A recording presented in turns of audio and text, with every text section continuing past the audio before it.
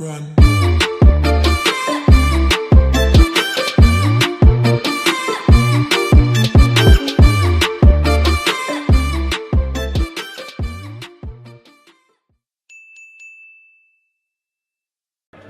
Well, Chris, you didn't get the result, but creditable performance this evening. Yeah, I thought for large spells we pressed them quite high and we made it difficult for them. It's just unfortunate we couldn't get that goal because I thought we created a lot of good chances. Yeah, just quite a horrible start, Scott, in many respects, just a deflected goal early on, but you recovered quickly.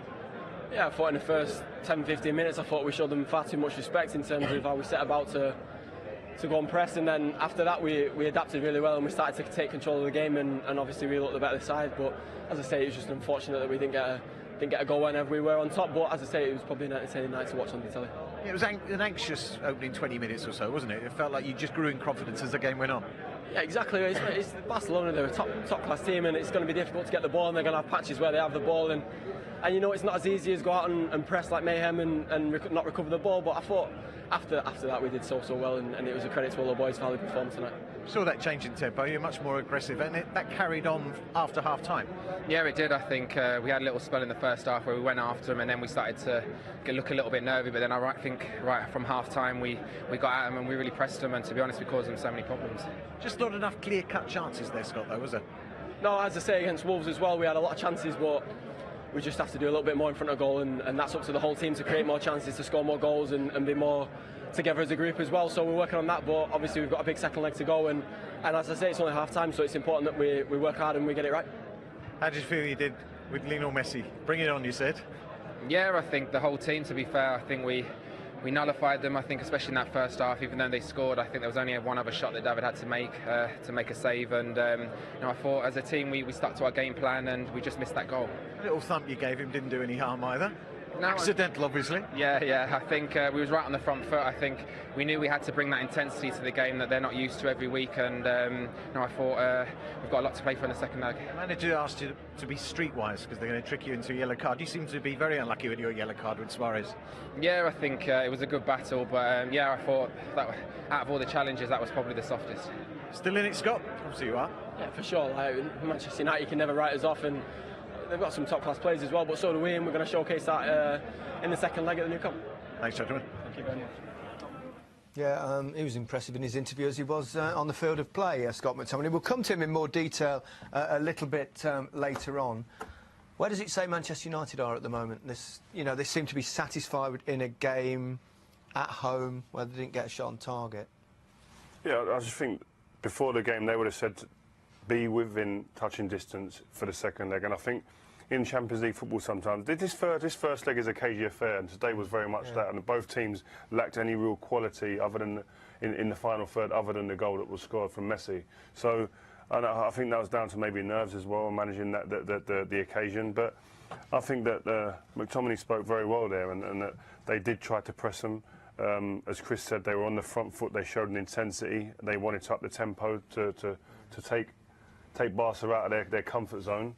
But after you do that, then it's about being composed and being able to create chances and having the quality and being clinical when you do get your chances. And Manchester United wasn't that, but so the same will be said about Barcelona. They had one chance and they scored. Well, it's a long time ago, that goal. Let's remind ourselves how it came about. Of course, it was VAR that intervened. I mean, the movement here from Messi is just exquisite. He sucks Shaw out of the position. I think Lindelof, I mean, he should be covering there as the middle centre-half. But from then on, it was about Messi and the vision. Yeah, it was a great ball from Busquets here, and the cross here on back stick is just great, knowing that, having the awareness that somebody will be there. Well, that was clear and obvious error, I think. Well, VAR, they got that one.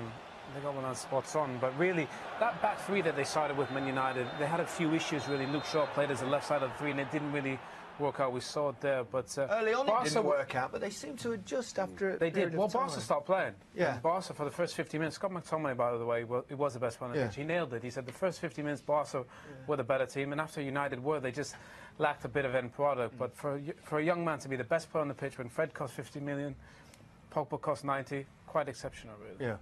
Henrik, at times, you know, United did press. They caused Barcelona problems, but the final pass, wasn't it, that was missing, that final bit of quality? They were in good positions at some points here in these games, but I just felt that they were stressed out when the pass was going and the accuracy wasn't there. And I mean, sometimes, yeah, you want to get it as quick as possible into the box, but sometimes it's good to rest with the ball, because we see that the possession, Barcelona had a lot of possession in this game, and sometimes it's good for a team to just rest with the ball as well, and maybe from there create something. And this is what you like, the pressure there. That's great. But then once you get beyond that, it's about then starting to have the composure to create chances. There was a foul, but here you get up here, you can play the extra pass sometimes, and you can get the ball wide, drag teams out. They didn't really shift this Barcelona team across the pitch at all, retaining possession at all, and that would have been a disappointing part. Yeah, no shots on target, but these were the probably the best opportunities to hit the target that they had, Henrik. Yeah, I mean, he got to put it at least on target from there. I mean, he sees the ball all the way. Is not the defender close to him, and yeah, head it downwards. That's the first thing you learn when you head the ball and you want to score. Good play there from McTominay. Great, he was great all day today. But you get in them positions there, and you want to put the keeper under pressure, and you want to hit the target. I mean, that's not an easy chance, but you'd expect Rashford, a man of his quality, maybe to put it into the ground and hit the target. Yeah, normally he would put that on target. I don't know why he didn't do that tonight, but I mean, it's coming straight at him. There's nobody near him. He's focused on the ball and make sure you hit the target. Yeah, Barcelona unkempt tonight, weren't they? Kind of untidy in their play, giving it away a lot of times that you don't see very often. Normally they're very good in possession. Well, at times they were keeping it, but... Well, they're really comfortable in La Liga, 11 points clear, Atletico in second, but they won't scare anyone playing like this. I mean, Busquets, we were all saying, we've never seen him give away that many balls in possession. You know, it wasn't only that, with Piqué there as well. He gets back in and clears it, but I think if you're Liverpool or someone, you know, this Barca team won't scare you.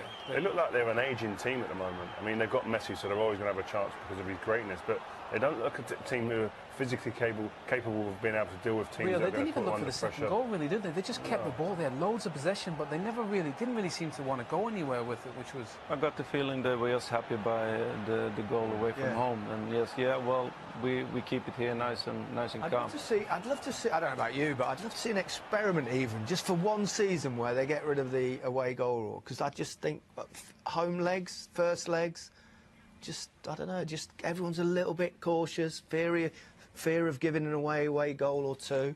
And then if you get an away goal, then, ooh, that's it. Well, you're right, Barca they scored that away goal and they set up. But the good thing for United is, you know, they lost that first game here against PSG 2-0. So they've been there and done it.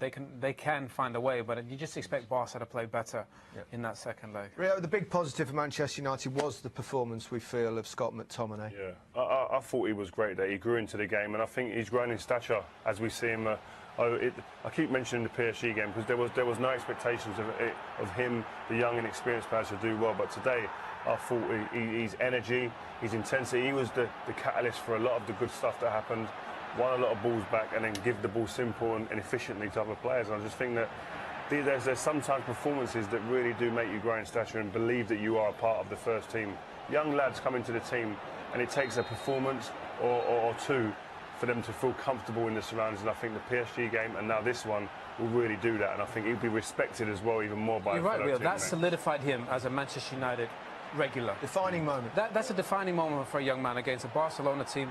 That's him now established, and I think it's a massive moment for him. I really credit to him because he was terrific. Impress you? Yeah, I think he did. I mean, he's been there, done it, and now he knows he can always go back to that in his back of his head. Well, I've done it against these kind of players, so why can't I do it week in, week out? Well, it's all to play for in the second leg, but that's 4 defeats in the last 5 games for Manchester United. We'll take another break, plenty more to come, and we'll hear from the man himself and see what he thinks. Ole Gunnar Solskjaer after the break.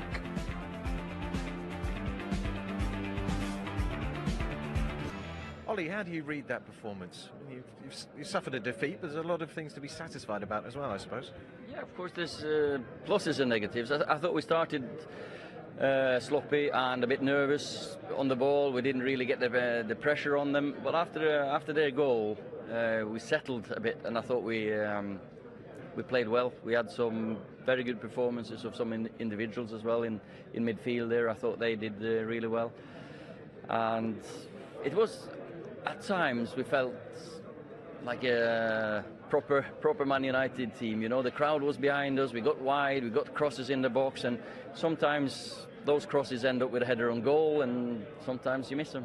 It looked like nerves in those opening exchanges. I mean, it was cruel to suffer the away goal with a deflection off Luke Shaw, but it felt like the team was anxious early on. Yeah, we didn't start great, but great goal, great movements by Messi and Suarez, I have to say, and then they're a little bit fortunate that it comes off Luke and it changes direction.